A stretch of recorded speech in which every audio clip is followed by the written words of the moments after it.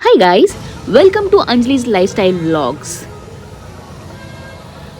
So guys, कहते हैं ना जब बुलावा भोलेनाथ का हो तो रास्ते की मुश्किलें भी आशीर्वाद बन जाती है। और इस बार तो दिन भी ऐसा था कि भक्ति अपने आप दिल में उतर जाए। नाग पंचमी, सावन का पावन महीना और ऊपर से सावन का सोमवार, तो फिर सोचा इसमें शुभ दिन और क्या हो सकता है। बस माँ के साथ निकल पड़े रांची के प्रसिद्ध पहाड़ी मंदिर जो कि रातू रोड में है। भोलेनाथ और नाग बाबा के दर्शन करने निकल चले हम। लेकिन दोस्तों, हमें क्या पता था कि आज सिर्फ दर्शन ही नहीं होंगे। आज तो भोलेनाथ हमें अपनी भक्ति, भीड़, बारिश और 450 सीढ़ियों का सबका पूरा पैकेज देने वाले थे। तो सुबह सुबह हमने की तैयारी और माँ के साथ निकल पड़े मंदिर की ओर। सावन का महीना हो और मंदिर जाना हो तो मन वैसे ही अलग तरह की शांति से भर जाता है। और जब साथ में माँ हो ना तो सफर चाहे कितना भी लंबा क्यों ना हो, दिल को हमेशा छोटा ही लगता है। माँ के साथ मंदिर जाना मेरे लिए सिर्फ दर्शन करना नहीं था, ये एक ऐसा पल था जिसे मैं हमेशा अपने दिल में संजो कर रखना चाहूंगी। जैसे जैसे हम मंदिर के पास पहुंचने लगे वैसे वैसे भक्तों की भीड़ भी बढ़ती गई। और भाई, लेकिन वीआईपी एंट्री सिर्फ श्रद्धा की ही थी। चारों तरफ भक्त, बोलबम के जयकारे, पूजा की सामग्री की दुकानें और सावन मेले की रौनक, पूरा माहौल ही भक्तिमय हो चुका था। पहाड़ी मंदिर पहुंच चुके हैं और ये देखो भीड़ की कतार लगी है। तो दोस्तों, मंदिर के आसपास सावन का मेला भी, कहीं फूलों की दुकानें, कहीं पूजा की सामग्री, कहीं रंग बिरंगे सामान, और सबसे खास बात, हर तरफ भगवान शिव के नाम की गूंज।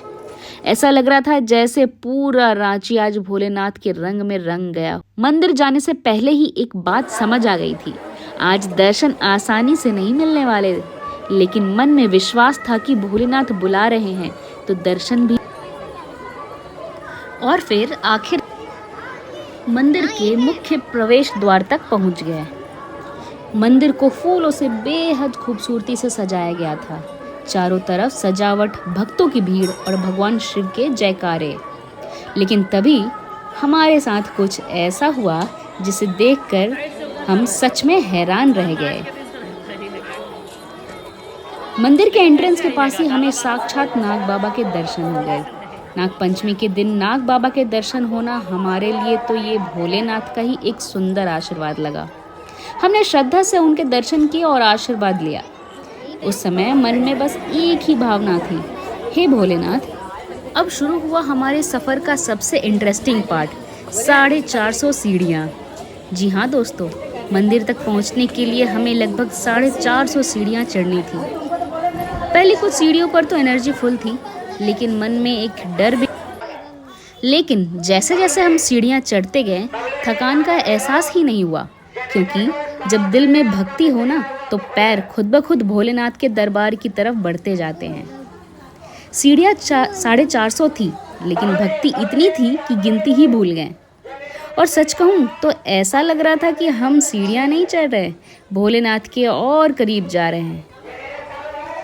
माँ के साथ ये सफ़र और भी खास था। बीच बीच में एक दूसरे को देखते, मुस्कुराते और बस आगे बढ़ते जा रहे थे। साथ की गई प्रार्थना में शायद एक अलग ही शक्ति होती है।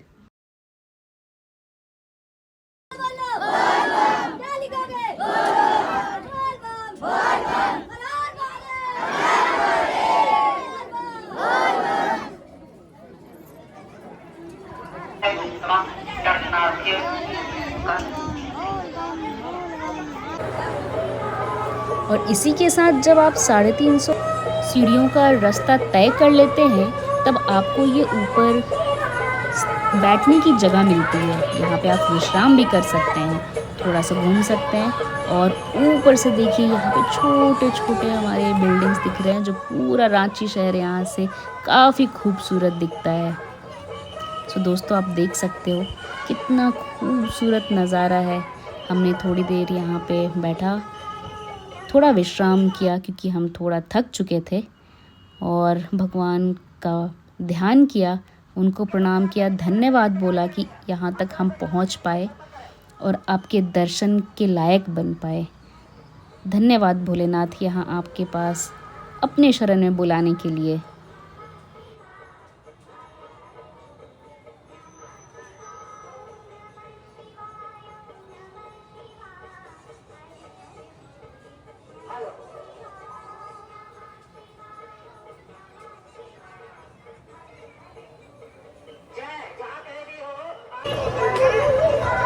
पहाड़ी मंदिर के ऊपर में सेवक है जो भगत का ऊपर पूजा हो गया है, उस तरीके की ओर प्रस्थान करते जाए।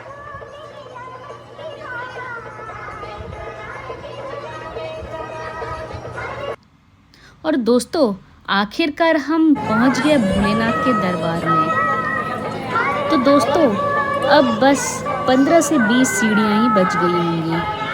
हमने ऊपर तक का रास्ता तय कर लिया और दोस्तों आप देख सकते हो कि यहाँ पे श्रद्धालु वो भोलेनाथ की भक्ति में लीन है।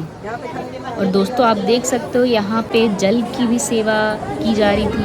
अगर किसी के पास जल पात्र नहीं है, जल नहीं है, तो आपको वो भी मिल सकता है। यहाँ पे कुछ लोग लोटे में जल भर भर कर आखिरकार हम पहुँच गए भोलेनाथ के दरबार में। मंदिर के अंदर पहुँचते सारी थकान जैसे गायब हो गई। सामने भोलेनाथ, चारों तरफ हर हर महादेव की गूंज और मन में बस शांति।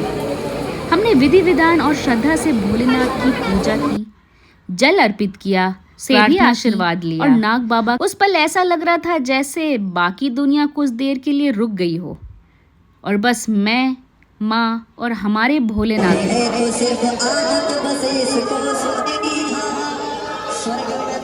मैंने दिल से बस यही प्रार्थना की, महादेव हमारे जीवन में सुख शांति बनाए रखना, माँ का आशीर्वाद हमेशा मेरे सिर पर रखना और अपने भक्तों पर भी अपनी कृपा बनाए रखना, क्योंकि आखिर जिसके सिर पर हाथ महादेव का हो उसे दुनिया की किसी चीज़ से डर नहीं लगता।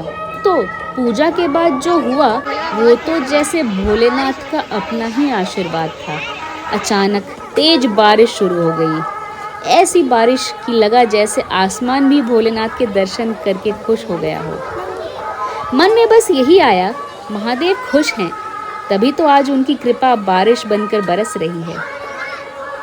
सावन का सोमवार हो, भोलेनाथ के दर्शन हो और उसके बाद ऐसी बारिश, इससे खूबसूरत स्पिरिचुअल एक्सपीरियंस शायद ही कुछ हो सकता है।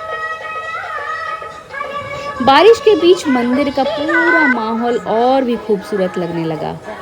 भीगे हुए रास्ते, भक्तों की भीड़ और हर हर महादेव के जयकारे। उस समय दिल में बस एक ही बात थी, महादेव आज बुलाए भी, अपने दर्शन भी दिए और जाते आते अपनी कृपा की बारिश और इसी तरह माँ के साथ हमारा ये खूबसूरत सावन सोमवार और नाग पंचमी का दिन पूरा हुआ। भोलेनाथ सबकी मनोकामनाएं पूरी करे। मिलते हैं अगले व्लॉग में, तब तक के लिए हर हर महादेव, जय भोलेनाथ।